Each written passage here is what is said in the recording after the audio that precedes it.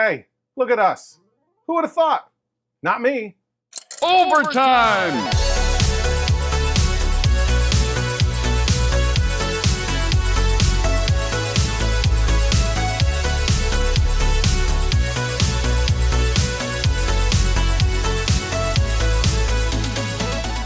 Well, here we are, episode 100. I can't believe it. This is the 100th full-length episode that I've made on my channel. And I was trying to think, what should I do special to celebrate, right? We've done a ton of stuff on this channel. We've fixed a lot of games. We've restored a ton of cabinets. We've played some games rather poorly. But, you know, I was thinking there's one thing that I haven't done, at least not since episode number 1, and that's a complete tour of my entire collection. So what I did back for episode 1 was, you know, back in October of 2020, I did a tour of my home arcade as it was in that current state. And things have come a long way. I've got a ton more games now. So I figured for episode 100, why don't we do an updated tour? So that's exactly what we're going to do in this episode. We're going to check everything out down here in the basement. I got a couple different rooms going on right now. We got a ton of stuff in the garage, and I got a couple of other places where I've got some games set up. So if that sounds like fun, why don't we start right here in the main arcade room? Okay, starting down here where it all began. Now, this room in the basement of my house actually serves double duty. It is both my home office, and for the past several years, it's been my primary arcade lineup. This is the lineup that you see almost all the time in almost every video behind me. My colleagues, when I'm working from home, see these games. Now, they're not turned on. They see these games in the background behind me, and they always have all kinds of questions about what I do for fun, for a hobby. And many of these games have been around since before my channel even started, but there's quite a few additions down here, and it's always changing. And in fact, relatively soon, this is no longer going to be my primary arcade room in the house. We're changing things up a little bit, but more to come about that in the future. So let's go ahead and dive right in. And right off the bat, first of all, we have a stone cold classic, and that is Asteroids by Atari. And while Asteroids, I believe, was Atari's most successful arcade machine, selling, you know, something like 70, 80,000 units, this is actually the cabaret version, which is quite a bit more uncommon. So cabarets were smaller sizes, designed to fit into smaller places, you know, like a bar or a restaurant, not a full-size dedicated arcade. Asteroids obviously is a black and white vector game, which means unlike a normal raster monitor that kind of, you know, prints onto the screen like a typewriter, top to bottom, left to right, a vector monitor will draw directly beams onto the screen, so you get sort of wireframe type of graphics, and it can do sort of cool glowing 3D effects. But this is a pretty basic game, you know, shooting the asteroids before they get you, and sometimes there's UFOs and that sort of thing. But I absolutely love this game. I picked it up for really, really cheap. I think it was $100 working, not too far away from my house. I couldn't believe it when I got it. You know, there was a little bit of nonsense going on. There was a light switch used as a power switch in the back of the cabinet. There was a doorbell, like a doorbell from a house in the 70s or 80s, used as a credit switch on the front, so we had to straighten all that out, clean the game up a little bit. And we've got a great example of an Asteroids cabaret right here, which is fantastic.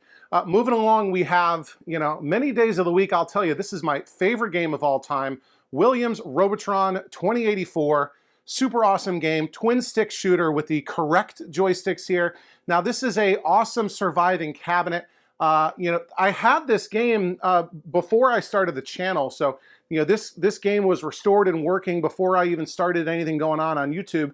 But not too long ago, I did do a bit of a retrospective video where I had a bunch of you know, pictures from when I picked this thing up and restored it. I actually got it from a garden furniture, outdoor furniture store in New Jersey near the Jersey Shore. This game was originally on the Jersey Shore back in the day, and had been sitting in a barn untouched for decades.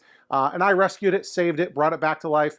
Mostly an electronics repair here. Didn't have to do much to the cabinet cosmetically. And yeah, I absolutely love Robotron.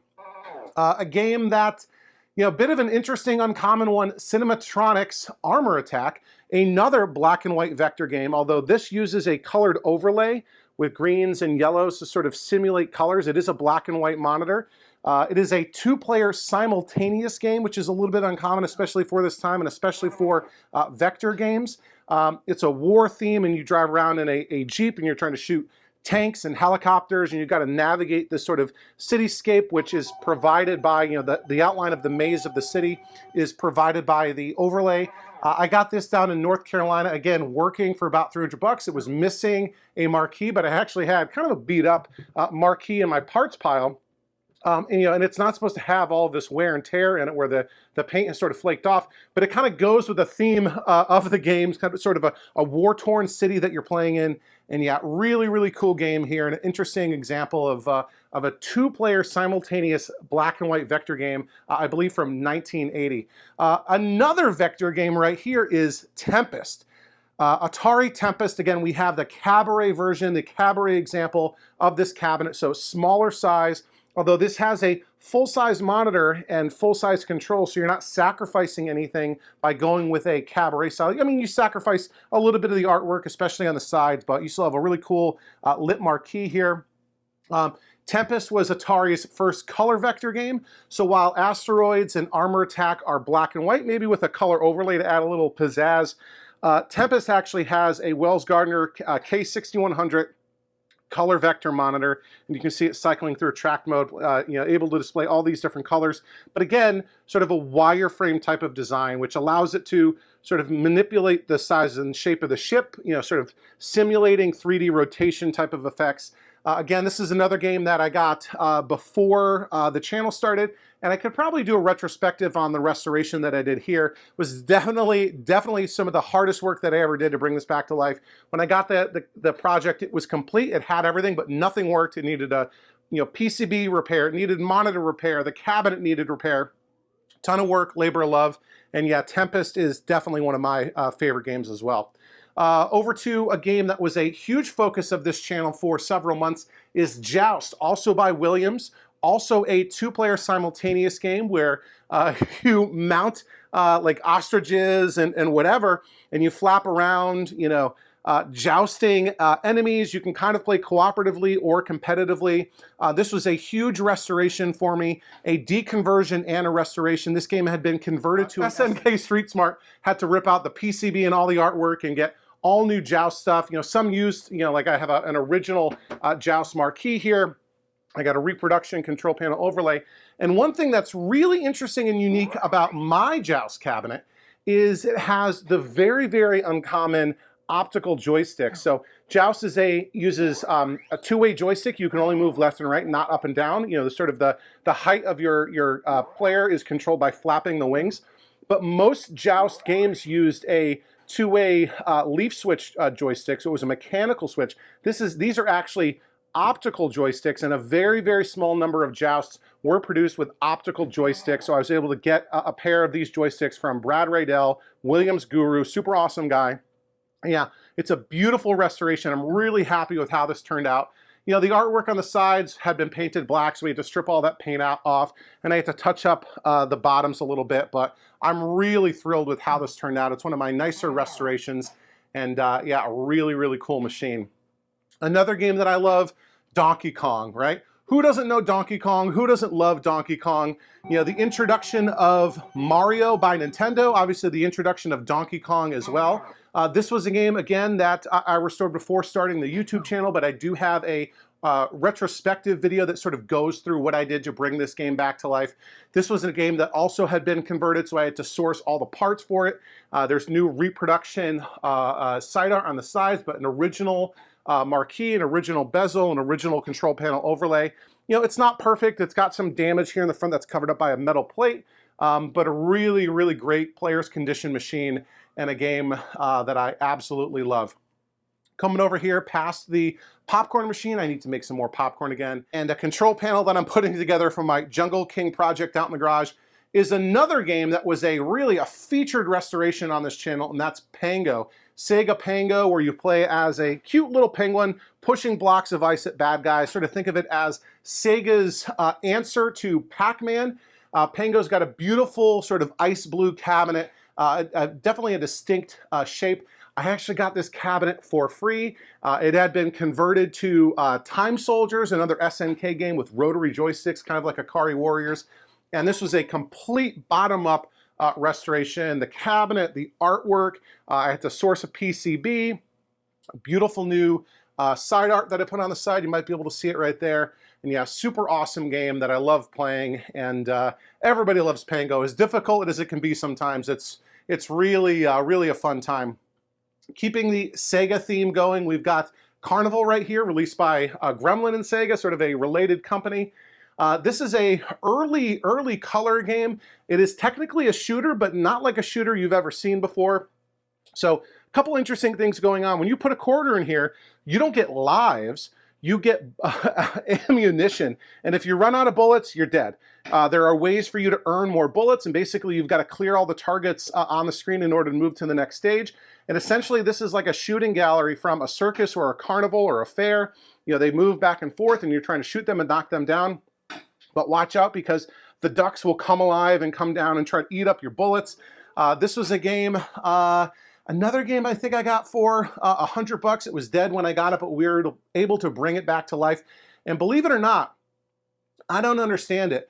The Carnival pickup and repair video, we did it all in one long video, is by far the most watched video on my channel. Something caught fire with the algorithm months and months after the video was released, and it's by far my most watched video. I don't get it. It is an awesome game. Maybe it's something that people have never seen before. And it is Sega. You know, lots of people like Sega, but go figure, who knows how that YouTube algorithm works sometimes. Another weird game that I've got, sort of a, kind of uncommon, is Kangaroo by Atari. And now this isn't just any old Kangaroo. The normal upright version of Kangaroo came in a cabinet very similar to Dig Dug, but this is not the normal full-size upright. This is actually the Irish version of Kangaroo, built by the Atari Ireland factory, designed for the European market. So somehow this game made it to the United States, likely through Canada. I picked it up in Cincinnati, of all places. And yeah, it had been gutted a bit. I had to source a PCB. The really hard thing to find was this piece of artwork here. So this is the bezel and the marquee is all together. There's a baffle right here that allows the marquee light to light the top part but not come down and wash out the screen. I got that from Ron and Joe from Joe's Classic Video Games on YouTube. Really appreciate them helping me out. And you got not the best game in the world, but definitely an interesting version of an interesting game, being the Irish European cabinet. This monitor gave me all sorts of trouble. This came with a Matsushita monitor, which nobody likes. Nobody likes working on those things. You know, technically they can give you a nice picture when they're working, but they want to fight you tooth and nail. And I still have a bit of a degauss, maybe a purity issue. I think it's a degauss issue down in the corner here that I can't quite sort out. But yeah, definitely an interesting game. And that's kind of a theme for me and my collection and this channel. You know, sometimes games that, people have heard of Kangaroo before, but have you ever seen the Irish version of it? Yeah, and same thing with Carnival. Carnival usually has white cabinet sides with side art on them. This is more like a Frogger cabinet. It's all wood grain. There's no side art on the sides. So interesting versions, somewhat unusual versions of games is kind of what I feature often in my collection. Another one that you won't often see is this one right here. So this game, as it says on the side right there, is Do Run Run. This is the fourth installment in the Mr. Do series by Universal. Do Run Run, or Mr. Do came out first, then I think Mr. Do's Castle, and then Mr. Do's Wild Ride, and then the fourth one was Do Run Run. Sort of a combination of, I don't know, Mr. Do and Pac-Man. And I've heard people say there are elements of kicks in this game, and a little bit like Dig Dug. Anyway, it is absolutely a ton of fun. And this is a conversion game that this never came out in a dedicated cabinet, at least as far as I know. So this was originally an Atari Dig Dug cocktail. And that's what I bought this for. I wanted, and I still want, a Dig Dug. And I was willing to compromise and get a cocktail, which isn't always the best version, best format of a game. It's hard to make space for cocktails because 2 players on 2 sides. But I bought this intending to deconvert it and turn it back into a Dig Dug, but then I kept playing Do Run Run, and it really, really grew on me. This is by far my favorite game in the Mr. Do series. I think it's by far the least common. I think, I could be wrong, but the last time I checked, Do Run Run is the only game that I own That's not at Galloping Ghost in Chicago, the biggest arcade in the world.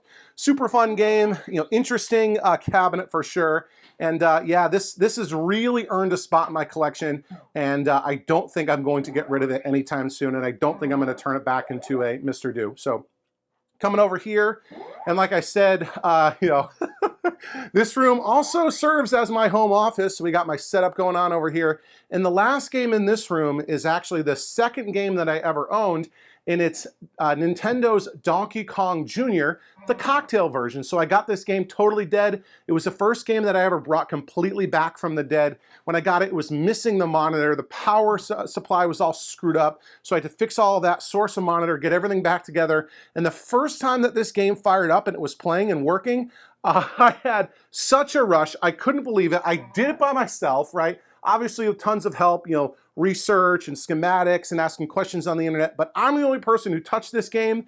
And that rush, that exhilaration is something that I've been chasing for years and years and years, and I get it every time I bring a game back from the dead. To me, it's one of the most fun parts about this hobby, using your own hands and your own mind and your own skills to fix something that's broken that also has, hits you right in the nostalgic, the heartstrings. So yeah, Donkey Kong Jr., fun game. I've thought about maybe moving this, to a different location, but right now it works really nice as an extension of my desk. That's kind of how I've made the best use of these cocktail tables, is putting them on either sides of my desk and almost using them as extensions when they're not on and when they're not being played. So yeah, that is what the current state of the arcade looks like, at least in this room in the main lineup. So why don't we go? I've got another sort of cluster of games going on in the basement here. So let's pop out and take a look at those. All right, here's my other cluster of games down in the basement. Now, most of these games actually used to be in the primary room, in the primary lineup, but had to move them out here to make room for other games that were ready to come down. And this is where I've currently got them. There's actually 3 video games and 2 pins over here. But pretty soon I'm actually going to be moving things around, like I said, rearranging things and consolidating all of the basement games into one large room in the basement, sort of in a different part of the house. So this is just what we're set up for right now. So let's dive right in and take a look. First with my 2 pinball machines. I've got on the left here a Star Trek: The Next Generation. Awesome game by Williams from 1993. It's a wide body super pin, like it says on the apron right there. This is really an awesome game, widely regarded as one of the best pinball machines ever made. Yes, I know it has a credit dot right now. That's just because I can't make the Borg ramp. That's a hard shot that I can't make. I love this game. I agree with everyone that thinks it's one of the best ones ever made. And not just because I love the theme, which I do. I grew up on Star Trek: The Next Generation, watching the games in their original syndication run. I've seen the episodes, not the games. This is probably the best Star Trek game ever made. A lot of the video games just haven't been good. But I grew up watching this. I've seen every episode, at least a dozen times, if not more. I love Star Trek so much that, like a super nerd, I would read all of the books and that sort of thing. And what's special about this game is not only, do I love the theme, it's a great playing game, but I remember playing Star Trek, the pinball machine at a local bowling alley where I grew up. It was actually a duck pin bowling alley, sort of a New England sort of style of bowling. And I explicitly remember playing Star Trek: The Next Generation pinball machine there. So really awesome game that I can't imagine will ever leave my collection. My kids love playing it. My father-in-law loves playing it. And yeah, really cool. So a very different game right here is the Munsters. This is obviously a much more modern pinball machine made by Stern in 2019. You can see it's got an LCD in the back glass instead of a more, traditional dot matrix display. And, the Munsters is not really well regarded by hardcore pinball players. And I can understand why, right? It's not a super hard game, not super challenging, not super deep. But I really love it. It's incredibly beginner friendly. The shots are fun. They're easy to make. The objectives are very obvious. The game makes it very clear what it wants you to do. You're not left guessing. The theme is really cool. I remember watching reruns of the Munsters as a kid. It's really well integrated into the design. They play, call outs and clips from the, classic shows on that LCD display. Now this is the Pro version, which is the lowest tier, so it doesn't have the lower playfield sort of in the bottom. And I've played it, and I really preferred the Pro, right? That lower playfield, it's got miniature flippers and miniature pinballs, and I just really didn't like how that lower mini playfield played. It felt, the physics were off. It felt more like a toy, more like a tabletop pinball machine toy than an actual pinball machine. So very happy with this. My kids love it. I wrote up a whole story on Pinside years ago about why I like this game, sort of going against some of the critics. But yeah, this is an awesome game too. My kids love it. It's a fan favorite for people that come on by. We got a nice little nook here for the pinball machines right now. And then next is my Nintendo PlayChoice 10 dual monitor cabinet. So this is a bit of an interesting thing. So there are two monitors here, as you can see, and typically the way it's set up is the top is where you select your game, and often it will provide instructions on how to play the games and tips and stuff, and then the actual play field is down below, right? And we've got 10 different games in here. The PlayChoice 10 is essentially an arcade version of the NES hardware. So Nintendo had transitioned from making classic dedicated games like Donkey Kong and Popeye and that sort of thing to really focusing on the NES hardware. Obviously that was super successful for them in home console markets. They started with the Nintendo Versus system, which you could have two different games on the same board and change them out easily. And then eventually they made the PlayChoice 10 also based on the NES hardware, just like the Versus system was, except this had interchangeable carts. Each PlayChoice 10 sort of motherboard has slots for 10 different games, and they're very similar to NES games. They're not directly compatible. You need an adapter if you want to play NES games on a PlayChoice 10. But the ROMs themselves, for the most part, very, very similar, if not the same. And one of the things that the Nintendo did with the PlayChoice 10 that a lot of people don't like is when you put money into the games, we go ahead and start up another game here, all right? When you put money in, you're not buying lives, you're buying time, right? So see, it has a time counter right there. A lot of people don't like that, but that's what allowed Nintendo to use NES ROMs in an arcade setting, because arcade games were designed to be very hard and force you to put another quarter in every 2 minutes or so. NES games are more easily mastered, and you don't want somebody playing for hours on a single quarter, at least not if you're an arcade operator. So this was a cool pickup. I was actually working on restoring my Donkey Kong in the middle of the night. I was waiting for I think I was painting the top of the Donkey Kong black, waiting for that to dry. Checked Facebook Marketplace and Craigslist and saw this for sale. Very, very cheap, local to me. The monitors didn't work, but I was able to get them working, and I actually had a heck of a time with the monitors. They're still not exactly perfect. The flyback died on one, and I don't know. We're still working our way through some issues with that, but for right now, it's really nice and playable. And I do have the light gun for some of the shooting games like Duck Hunt and Hogan's Alley and Wild Gunman. I don't have a holster set up yet, so the gun is kind of tucked inside of the coin door unless and until I need it. Coming over here, we have an original full-size 4-player early run NBA Jam by Midway. Really cool game. I love that it's 4 players. I have 4 kids. This is our only simultaneous 4-player game, so they love playing this quite a bit. All those classic early 90s NBA players, Shaquille O'Neal and Scottie Pippen and Charles Barkley. Not Michael Jordan. Maybe I can get the NBA Jam Tournament Edition with the Michael Jordan ROMs at some point. So this game I picked up, it was actually listed on Craigslist for quite a while. I guess it was playing blind, and eventually they came down in price to $300, and I jumped on it. This was being sold by a seller who was really close to where I used to work. So I ran over there, grabbed it. This is a gigantic, heavy cabinet, 25-inch monitor, super large 4-player cabinet. Got it home, and I was able to fix the 25-inch K7000 with just an $8 part. So that was really cool. We've got a little bit of a gauze issue right here. You can see the NBA Jam logo is kind of washed out there in the corner. I think it just doesn't like the position here, sort of backed up to some of the other games, the other monitors. So I think when we move things around a little bit, rearrange things, hopefully that'll go away, because that degaussing issue is not visible when the game's in a different sort of location. Oh, coming over here, the last game in this sort of cluster over here is the first game actually that I ever got. Atari Centipede, super huge classic. I got this game, and it was a working, I would say, a very light project. The monitor needed to be adjusted, the trackball and everything needed to be cleaned, but very, very easy and a nice gentle introduction to me personally for the hobby. I was able to get it up and running and fine-tuned in a matter of no time. And yeah, Centipede's a ton of fun. I've been thinking about one day getting a millipede board and putting it in here with maybe a multipede kit so I can have both.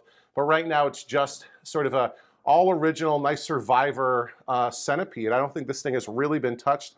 The G07 monitor running in this hasn't even been recapped, so I'm gonna have to do that at some point. But so far it's been working really well, and Centipede's a great game, really cool artwork here.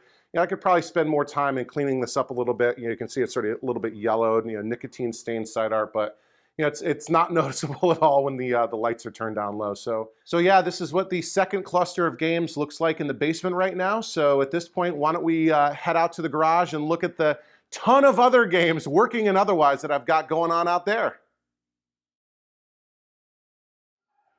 All right, here we are out here in the garage. Now, if you've seen my channel before, you know that I don't normally have all the games pulled out like this. Usually they're all crammed way into the back there, but I actually spent the last 2 days cleaning out the garage and making space so that I could pull everything out so that you could see everything nice and easily for this tour. So you're welcome.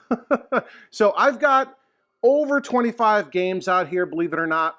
And it's a mix of working and non-working projects, as you can kind of see already. And while most of these games are mine, there are a few that belong to friends of mine, and I'm just holding on to these games for them until they can come pick them up or I can drop them off at their house. And right off the bat, the first one here is an example of that. So this is actually a Space Bugger cabinet, super, super rare. This actually belongs to my buddy Dillweed. Now, I recently picked this up for Dillweed up in New Jersey at Jeff Kinder's house. Jeff picked up this game for Dillweed somewhere locally up there in the New York City area, and I picked it up from Jeff. I brought it down to my place, and there's actually a few games out here that belong to Dillweed. So pretty soon he's going to come out here and pick these up. But yeah, Space Bugger is super, super rare.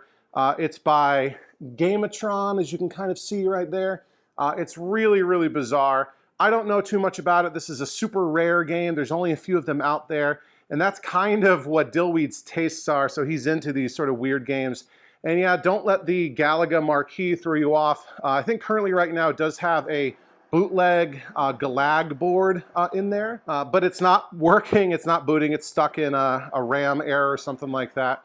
And it's got this sort of strange, I think it's like a Bronze Age Midway door with this button right here. Super weird game. But that's kind of Dillweed's collection style, so I know he's eager to get this to his place as soon as possible. Next up we have an actual Galaga, kind of stripped, basically a bare cabinet, but the bones are here to be restored. And this belongs to Liam and Sam from Retrobotics on YouTube, and Liam does the Coin Jam podcast with me. He's been looking for a Galaga. Liam and Sam have been looking for a Galaga for quite some time, and this one popped up really close to me for an incredible price. There is a monitor, but I've got that on the shelf somewhere, and a bezel that goes with it. Is missing a control panel, but they are going to be restoring this back to a Galaga pretty soon. Like I said, they were looking for this for a while, found a great deal, and I grabbed it for them, and they can come grab it whenever. Okay, the first one of these games that's actually mine, and this is Leland Quarterback. So a football game with a giant 25-inch vertical monitor. This is actually a Wells Gardner. I think it's a K5500, which is like the 25-inch standard res version of the K4900. It's got this sort of weird flick stick thing to control the passing, and it's loud out here with the turbo outrun sirens going off for the attract mode. Now, I know what you're thinking. This monitor looks like it's a mess. I think it's actually a board issue, because when I hook up the TPG and other boards, everything looks fine on this monitor. So I think it's actually a board issue that I'm having, unfortunately. I bought the parts. I think I need to fix it, but I just haven't gotten around to it. Now, I actually got this cabinet for free, believe it or not. I was visiting my parents up in Connecticut, and I guess some people were moving out of Groton, where the Navy submarine base is. And it was the last day and they had to get rid of it, so I got this in another cabinet for free. It had been converted, believe it or not, to Ms. Pac-Man with a a legit Bally Midway Ms. Pac-Man board. The sides have been painted black.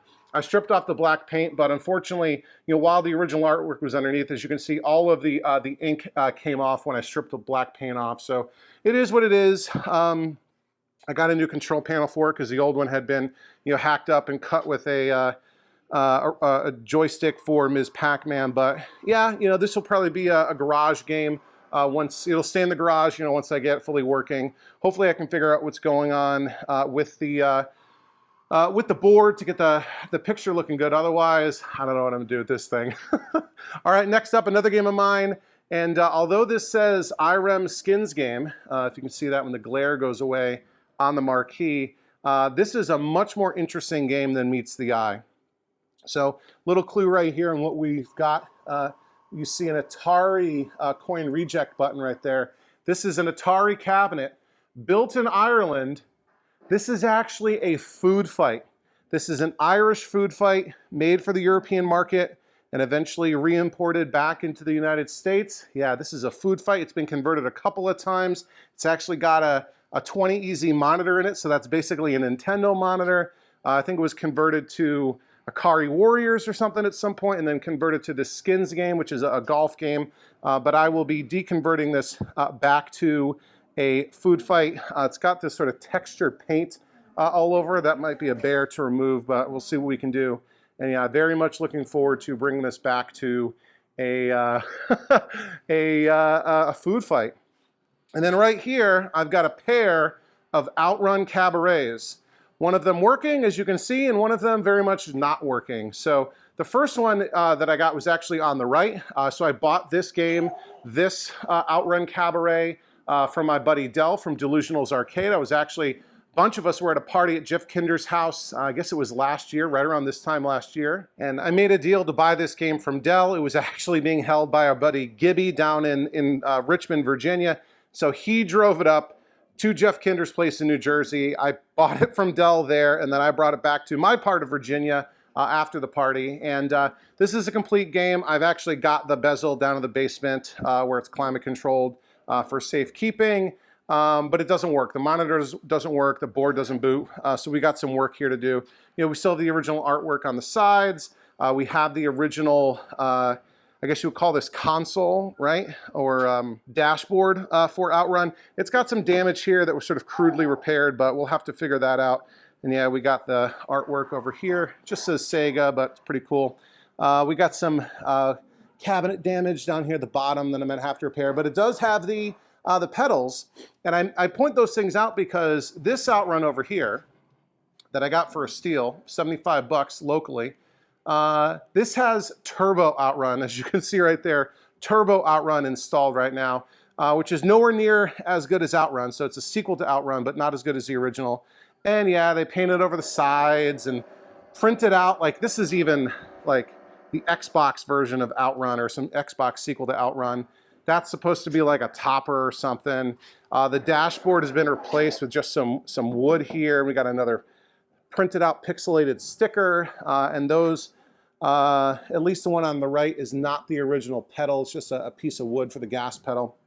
So, but this cabinet is in better shape. So my plan is between the two of them, I'm gonna kind of Frankenstein one really good working Outrun, and I'll get the board situation figured out because I do want this to be Outrun. We'll get that all squared away, so I'll have one really good Outrun Cabaret, and then the other one I'll sell or figure out how to otherwise dispose of it. And then turning around over here, we have a row of 4 working games. First one over here on the left is Sly Spy. Now, this is another game that I got for free from Groton, Connecticut, the same time I got the Leland quarterback. We had to do a little bit of work to it, dial it in. The joystick was broken. The marquee was all burnt up. So this is a reproduction that I got from XL Arcade. It does have generic Data East side art on it, but it's fine. And this is basically like a Dynamo HS2 cabinet, but I believe this was produced as a dedicated Sly Spy, which makes it kind of interesting. Sort of a James Bond 007 style game. They didn't have the license for it, so they can't say James Bond, they can't say 007, but you have bosses like Odd Job and Jaws that you fight against, and there's a golden gun, so I don't know what's up with that. And you know, it's not the greatest game in the world, and you know, probably needs, I really didn't restore this. I just kind of cleaned it up, you know, refurbed it a little bit, got it working again. I got a replacement bezel because the old one's kind of all torn up, but not bad for free. And then right over here, we have what looks to be a Neo Geo, Neo Geo 1 slot. It's currently got Aero Fighters 2 installed. And then we have right here, Aero Fighters 2 Attract Mode. But this is not a dedicated Neo Geo. This is actually a Bally SAC 1B cabinet. All the Bally guts have been removed, and eventually I'm going to be restoring this back to a Bally cabinet. I want it to be Chicken Shift, which is an awesome game. If you've never heard of Chicken Shift before, if you've never played Chicken Shift before, you should look into it. It's the best game you'll ever play with only 2 buttons. Puzzle game, a lot of fun. You know, don't knock it until you try it. But yeah, this is currently a Neo Geo 1 slot. Yeah, I've done a couple things to it. I rebuilt the monitor. Monitor's looking good now. I need to address this damage on the front kick plate. You know, somebody put a hole through it. And that's kind of a door that swings open. There's a hinge along the side here. It opens up so you can, you know, for Bally, just like Neo Geo, they had interchangeable, removable game cards to swap the game. The control panel kind of has an insert that you can pull out and put different inserts in. This insert has sort of been flipped and then converted to Neo Geo. It was at some point a Trivial Pursuit, which is a terrible game. I'm not going to be restoring it as a Trivial Pursuit. I'll be restoring it as a Chicken Shift. And this monitor looks pretty good. It does have some clacks burn, which is only noticeable when the screen kind of, you know, goes blank. But yeah, Chicken Shift will be a lot of fun. And here we have, oh, and I got this Neo Geo, again, for 75 bucks, the same time that I got that Turbo Outrun, so another great deal on this cabinet. And again, if this is your first time on the channel, that's kind of a theme with me. I don't spend a lot of money on these games. I get a lot of them for free, a lot of them for next to nothing. You know, I buy junk, decrepit, dilapidated, you know, projects, and then I bring them back to life, and it's a lot less money and a lot more rewarding and satisfying to do that than to buy sort of fully working games. So one game that I did get that was technically working was Primal Rage. This was another situation where somebody was moving out and it was the last day and they had to get rid of it. They listed it for sale for 100 bucks. And I said, hey, I'll be right there to pick it up. And when I grabbed it, the seller actually gave it to me for free. He was happy just to see it to go to a good home. I replaced all, you know, the complete art package. You know, you can't see it, but the side art sort of looks like that kick plate art right there. New control panel overlay, new bezel, new marquee, new everything, new T-molding. It's basically good to go. I mean, it was working, so it was mostly a cosmetic restore that I did. However, I'm having an issue with the monitor now. I don't know if you can quite see, but it's, you know, as it's on, it starts to lose focus, which is a sign of a bad flyback, which is pretty common with these Neotech. So I've got a new flyback on the workbench, and we'll get it installed soon. And this Primal Rage will then be good to go. And here we have another game that I got for free, believe it or not. This is Taito Superman. Again, not an awesome game, but you know, I know a lot of people really love Superman, and I totally get that. And a lot of people have nostalgia for this game, but it's not a good game. It's nothing. You know, it's trying to be like, you know, X-Men or whatever, but it's nothing like that. And when I got this game, however, it was not Superman. So this is actually a pretty uncommon Dynamo HS7 cabinet. So the control panel tilts open and slides out, and the PCB and power supply and everything is on a tray, so it makes it real easy to swap the JAMA PCB that's inside this cabinet. You can see JAMA right, or Dynamo right there. But it's got a flat top, and it really, to me, resembles more of like a Nintendo cabinet to some degree, you know, with the flat top, so kind of like a Donkey Kong or a Play Choice style cabinet. But when I got it, the sides were painted black. There was no outward indications that it was a Superman, I think, and it had some puzzle game in it, like, I don't know, Battle Balls or something like that. I gave that PCB to Dell. It wasn't working. He was going to try to convert it to a Raedel or something. But like I said, the sides were painted black, and when I took the black paint off, we found this beautiful, like 4-foot long Superman side art. And that really is kind of cool. It made me sort of, I guess, interested in checking out Superman for Taito. So, and also I found this cardboard bezel was flipped around. So the bezel was already there. So all I needed to get was a Superman marquee and a Superman control panel overlay. This also came from XL Arcade. And I got a Taito Superman PCB for relatively cheap. And I have been using this as a JAMA test setup, and I guess I could use it as a horizontal JAMA machine, but it's only got 2 action buttons, so I don't know, we might have to do something there. However, these 4 games right here are about to leave my collection. So you've heard me talk about this on the channel. My buddy Mark from Back to the Media. It's a store that he and his wife Danny own in Winchester, Virginia. They sell vinyl records and used console video games and comic books and all kinds of cool stuff like that. And they're actually building an arcade, a public arcade in the back of their shop. They're going to have at least 40 games out there. And Mark really wants Primal Rage, so I've sold this to him. And so he'll be picking this up soon once I get the flyback situation squared away. And being the awesome friend that I am, I'm going to let him borrow Superman and the Neo Geo and the Sly Spy for his arcade until he'll eventually get enough more games to kind of fill it out. These will sort of be fillers. These 3 games will kind of be fillers in the meantime until he can get more awesome games. But yeah, so if you want to play these 4 games, they'll be available to the public coming pretty soon, hopefully in the next month or so, at Back to the Media Arcade in Winchester, Virginia. So coming over here, we've got a bit of a mess going on.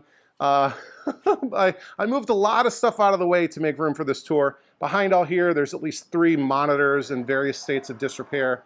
There's the main workbench, which I usually don't even work on. I usually set up a folding table to do most of my work. And right here, we have another non-working project. This is a Moon Patrol cocktail by Williams. So I got this really sad story, picked it up in New Jersey on one of my business trips up there to New York.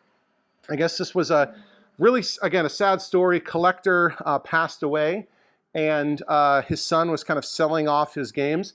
And these games were left in a sort of, like temporary garage, sort of, a tent, and, kind of like a tented garage, if you know what I'm talking about, right? Like poles and, I don't know. It's like a temporary garage.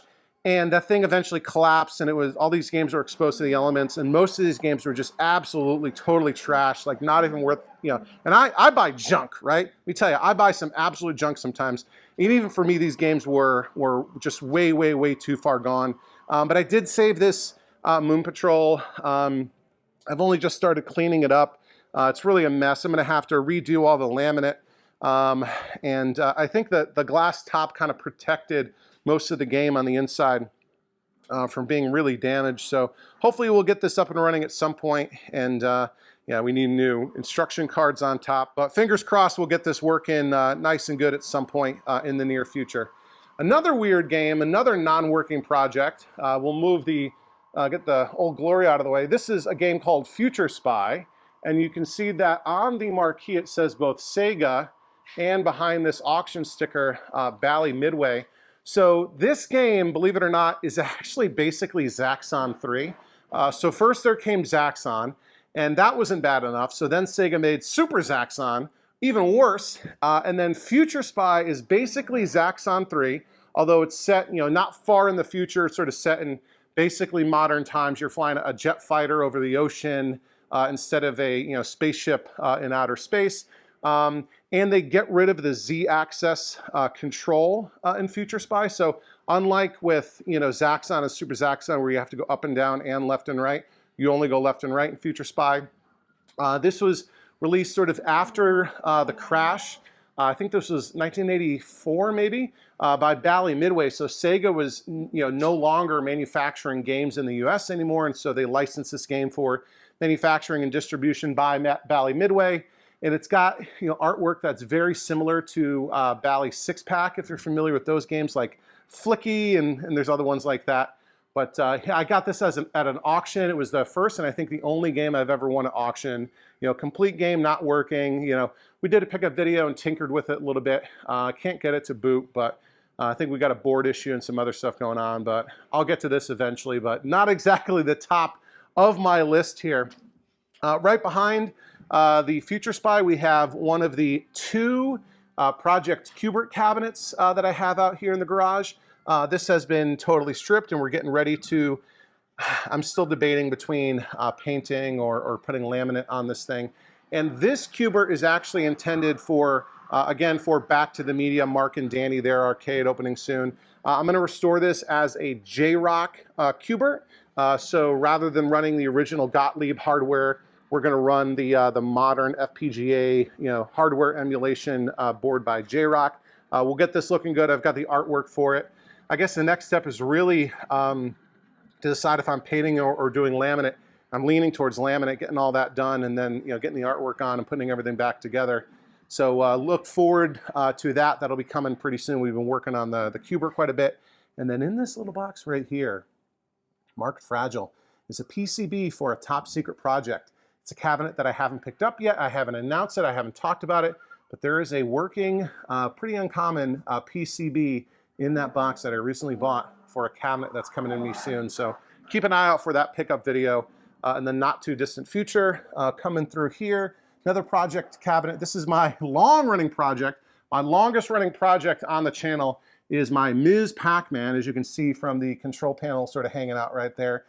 For the longest time, I was waiting for stencils from this old game, but those stencils have finally arrived and the weather is good, so we will be painting this very, very soon. I'll probably do one last sort of, touch-up sanding to make sure the cabinet is ready, and then we will start painting the sucker and getting this project done. Miss Pac-Man, all right. And behind Miss Pac-Man, we have a change machine. This is a Row BC11 something, BC11D, I want to say.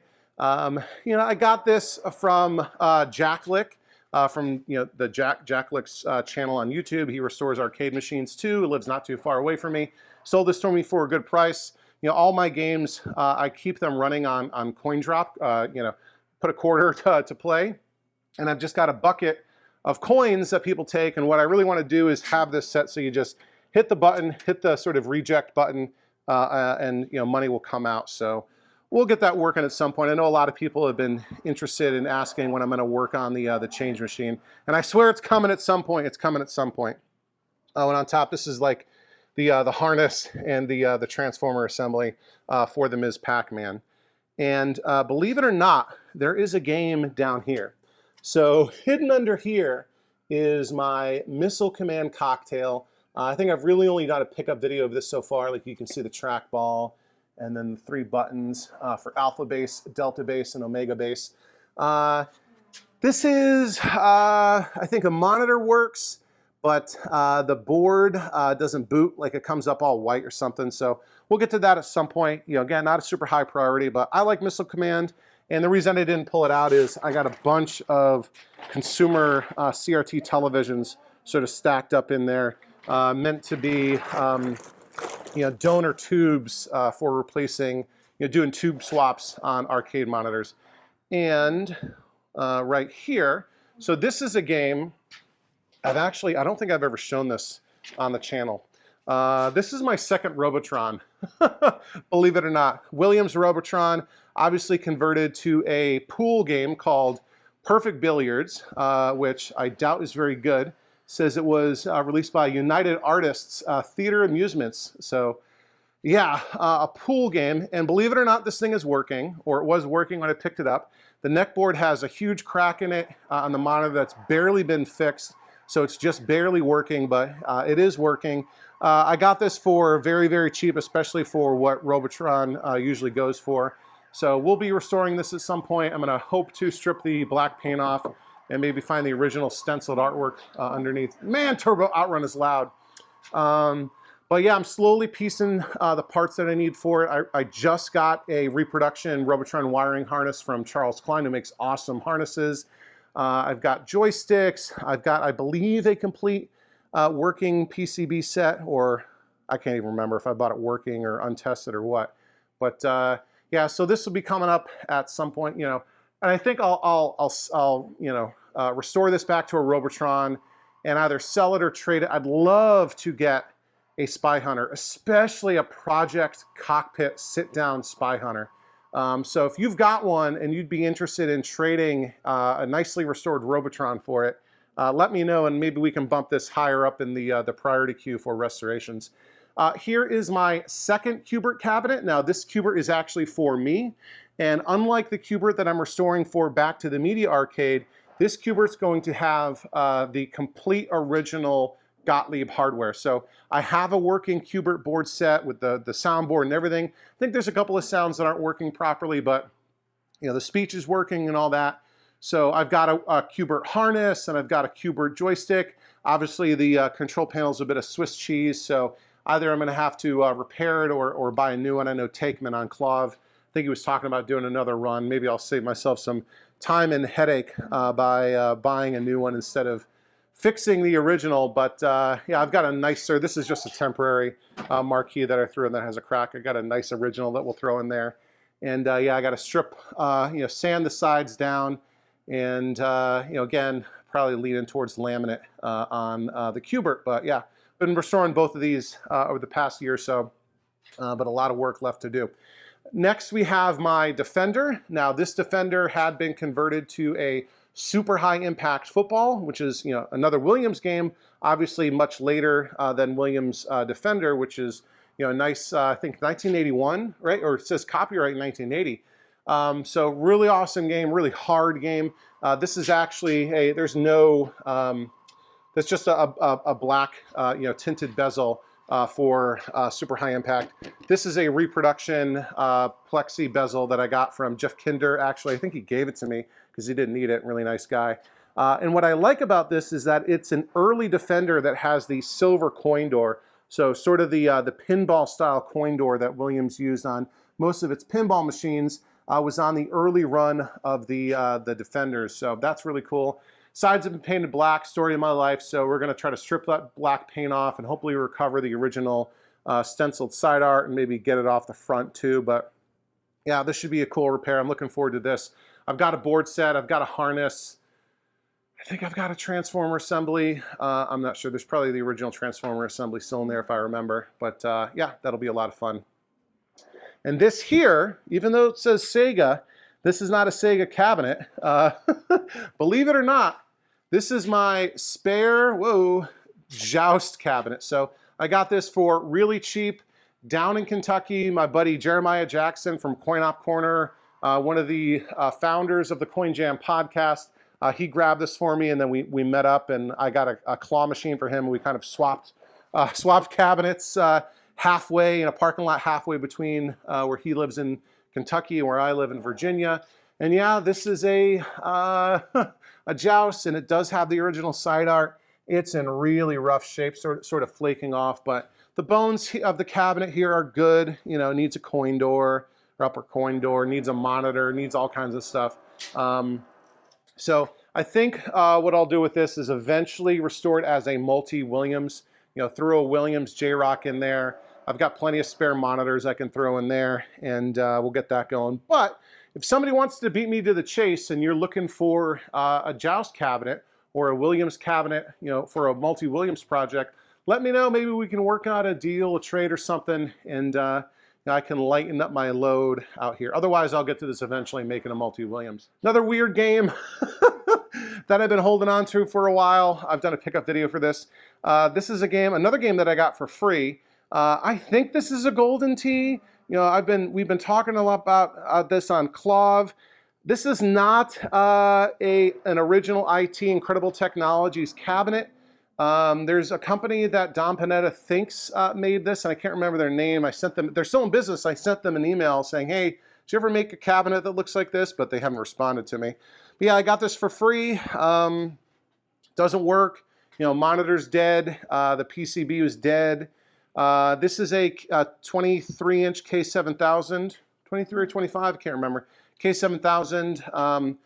And I think they ran it without an isolation transformer, so I'm guessing that the monitor this originally came with didn't need an isolation transformer, and then they threw a K7000 in as a replacement, which does need a transformer or isolation transformer, and I'm assuming that's why this monitor doesn't work, so we'll have to figure that out at some point. I do have a working Golden Tee PCB. I think it's a Golden Tee 2000 or Golden Tee 2K, and like even the marquee doesn't quite fit in here, and like the Peter Jacobson's name sort of cut off. But I think, you know, this isn't a keeper for me. I got this with the intention of, you know, restoring it for a buddy of mine who wanted a Golden Tee for his garage, but we'll see if he still wants it when I'm done with it. But yeah, okay. And next up, we have a couple more games that actually belong to Dillweed.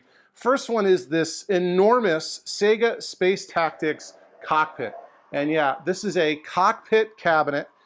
So you get inside of it, you sit down, and it's kind of like a spaceship shooter game. It's a little bit like Star Wars. It does use a raster monitor though. It's going to be dark in here, but you can see the yoke maybe and the controls.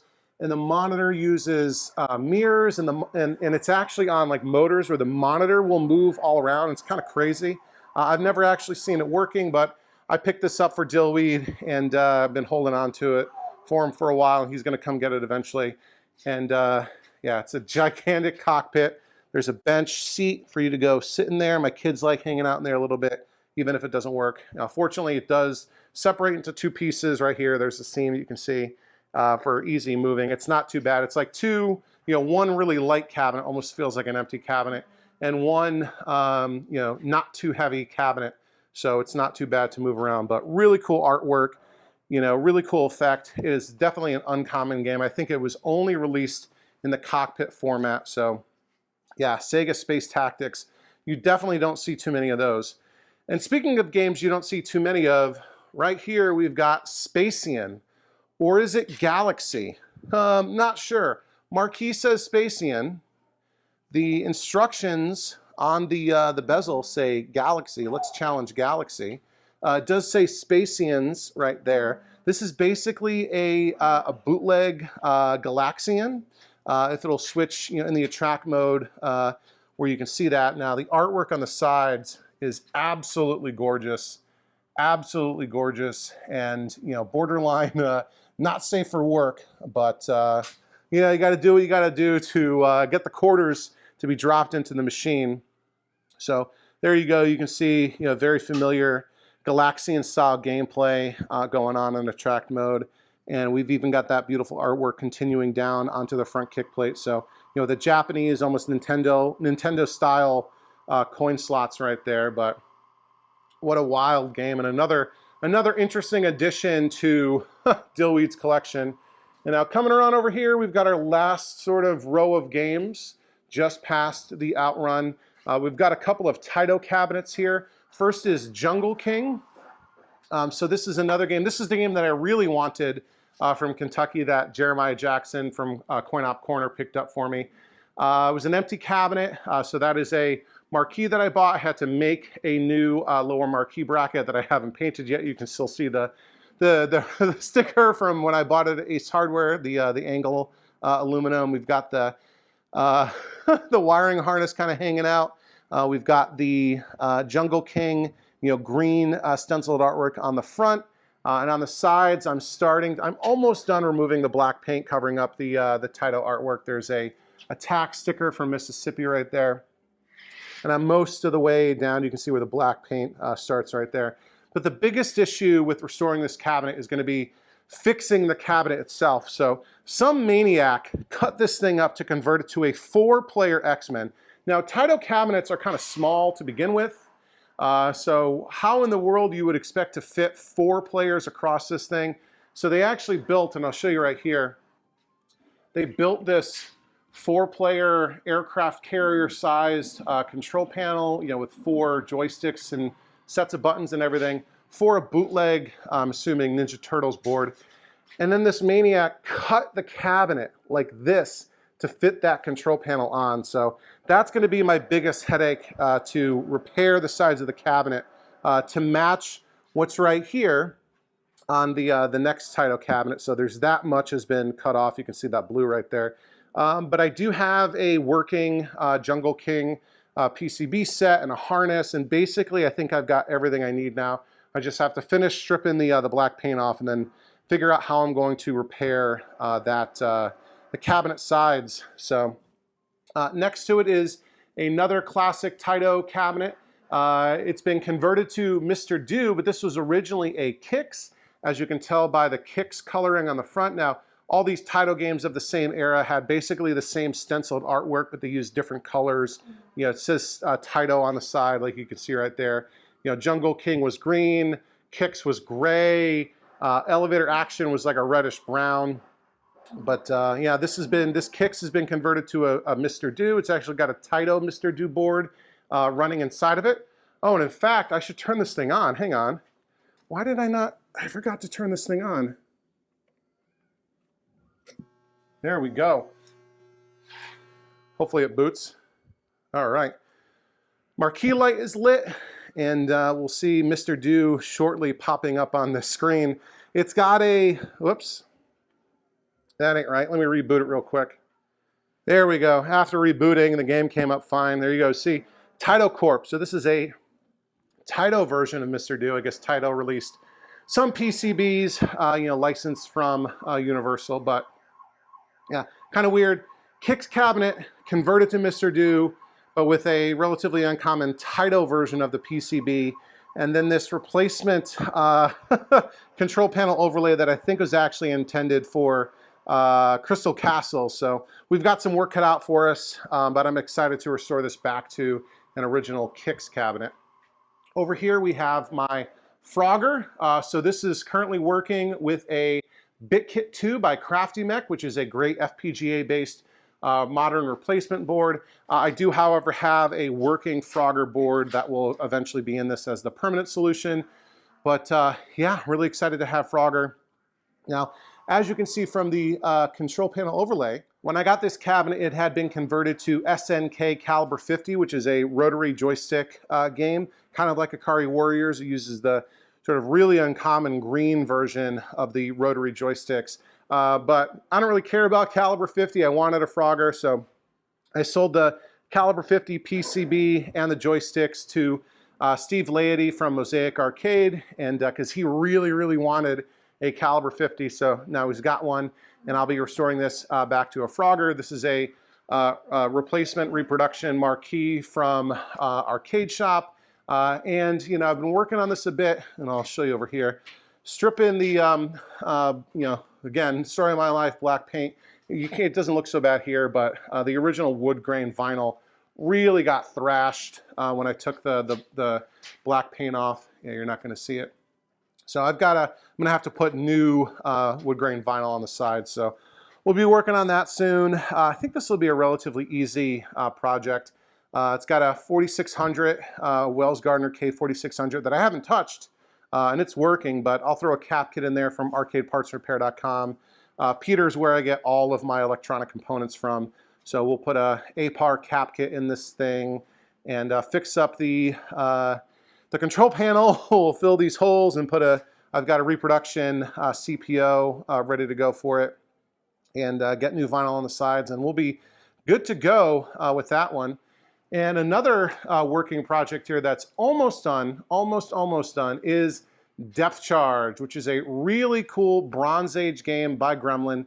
This is a black and white game with a sort of, you know, a sky blue sort of overlay to kind of give it this water kind of effect. Really cool game where it's got, you know, left and right buttons and two different depth charge buttons.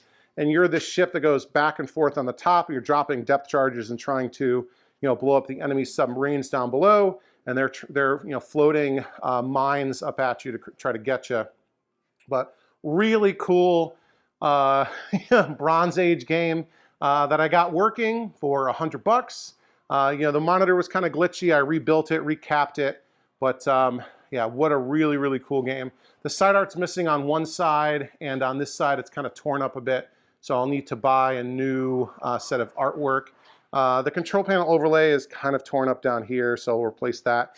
And the front, there's more artwork that goes around the coin door, and that's all been painted over black. You can see some of it kind of poking through, and the coin door needs to be fixed. So this is a working project, but it's still a project, but shouldn't be too bad. You know, basically just cosmetic work to bring that back to life.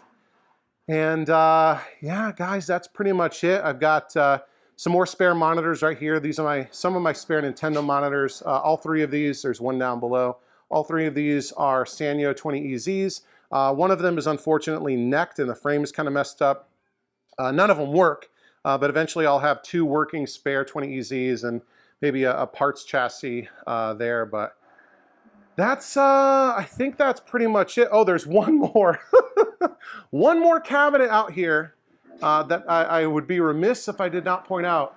And that's this weird thing up here. It says Robocop, but this is a little miniature kid-sized cabinet, I believe made by Service Amusements. I bought this for like $100 just to get the monitor. It had a working 13-inch K7000 in it, which is really what I wanted. And the seller made me take the cabinet. This thing is in really rough shape. I have no idea what I would do with it. It is very, very uncommon. I traced the sides and took very, very exact measurements to send to Don Panetta on Clove in case anyone ever wants to reproduce one of these things. I can't imagine why. And I have no idea what I'm going to do with this other than I did an April Fool's video about it last year. But yeah, so okay, that's pretty much what's going out here in the garage. You know, I got this shelving unit over here. There's a bunch of parts and tools there and a bunch of spare monitors. But this is what we've got going on in the garage. Let me back up carefully without tripping over anything. And I'll turn off the lights and you can kind of see maybe another look at how things are going out here. We'll do one more pass through with the lights off to see some of the games that are working kind of in all their glory. If the camera wants to adjust to the lighting level, there we go with Turbo Outrun and these working games over here. We'll come around to take a look at Spacian in the dark too, because this is such a cool and unique game that'll be leaving my garage soon and going to its eventual permanent home in Dillweed's collection. So that's really cool. And again, the Mr. Do in the Kicks cabinet, still running fine. Yeah, it boots. I just have to sometimes reboot it a couple times until it comes up right. I don't know if it's a board thing or a monitor thing or what, but that looks really cool. Yeah, that's also got a K4600. 2 K4600s right here. Both looking really, really nice. This is all cloudy because the plexi is all dirty. I haven't cleaned it, but you can see it's kind of dim, but that marquee is lit, and of course the depth charge. So yeah, that's what we got out here in the garage. I hope you enjoyed it. I've got one more spot where I've got a game, and let me see if I can sneak into the office work on my day off and take a look at the game that's out there. But yeah, why don't we go check that out real quick. Look at me in the office on my day off. And I'm here to show you what is actually the last game in my collection right now. And this is actually one of the first games that I picked up when I started getting into this hobby. And this is a class of 1981 20-year reunion cab by Namco. It's got both Ms. Pac-Man and Galaga, as you can see right there. We've got a CRT monitor here. This was actually made in, I think the year 2000 is what the copyright says right there. See, we've got Galaga here. We can switch over to Ms. Pac-Man real quick and get a game started. Yeah, 2 games in one, sort of released as a 20-year anniversary edition of 2 absolute classics. Now, this is the cabaret version, so it's a bit smaller, and it's also intended really for home use. And so this is not a real coin door. This is just a sticker of a coin door. So it only works on free play, but it has a real CRT monitor, 2 games in one. You can switch back and forth. And I've got some instructions here. There's actually a hidden game. If you put in a code, you can play the original Pac-Man. So Ms. Pac-Man and Galaga and the original Pac-Man. And even I think you can put in codes to play the fast version of Ms. Pac and the rapid fire version of Galaga. We can start a game of Galaga here. I've got the sound way down just so it doesn't bother any of my colleagues because this break room is right next to an area where a bunch of people work. But yeah, so I've had this for quite a long time. You know, I think it's perfect for a break room at work because this is not a particularly desirable cabinet for collectors because it's not really a classic. and it's not really a coin-operated version. But there's room in here for a few more games. I've been thinking maybe putting a cocktail or two in here. But for now, this is the only one that I've got at work. But anyway, let's get back home. We'll wrap things up down in the basement. But yeah, Ms. Pack and Galaga. Well, there you have it. Episode 100 is in the books. And wow, we've definitely come a long way in a bit under 2 years since launching this channel. A ton of things have changed. We've got over 40 games now in the house. And yeah, pretty crazy collection, right? When I started off, I didn't think it would get like this. But this hobby is addicting, and it's a ton of fun. And I love sharing it with you all. And things are constantly changing. I've got new games coming in and out all of the time. In fact, since filming the portion out in the garage, there's a game that's left and a new one has come in. So if you don't want to miss any of that stuff, make sure you're subscribed to the channel. And if you want to have an influence on shaping which games I work on, which games and projects I prioritize, leave me a comment down below. What do you want to see next? Is it Frogger? Is it Defender? Is it Outrun? Is it something else? What do you want to see? What games don't I have that you think I should pick up, and I'll keep an eye out for them. If you really want to voice in how this channel goes and the direction that I take, consider becoming an Overtime Arcade channel member. For just $1.99 a month, you get to support the channel, and you get access to some awesome perks like early access to all new videos. We do a bonus monthly members-only live stream exclusively for channel members. And perhaps the most fun perk of all is our private members-only Discord server, where I get to hang out with this growing community of awesome arcade enthusiasts. I get to share what's going on behind the scenes. I give them sneak peeks at pickups and what I'm working on. And most importantly for me, I solicit feedback from them on what they want to see, what they enjoy the most. So if you really want to shape which projects I'm working on and the priority of the restorations that I'm doing, become an Overtime Arcade channel member and you can talk to me directly. I'll bounce ideas off of you and you can tell me what you think. So click on that join button down below if you want to learn more about what it means to become an Overtime Arcade channel member. So guys, I guess that's it. I think that'll do it for episode 100. I definitely don't have any bonus content going on after the credits roll here, so don't stay tuned for that. Kind of embarrassing. So anyway, as always, thanks for watching Overtime Arcade. I'm Charlie, and I'll see you next time. Overtime!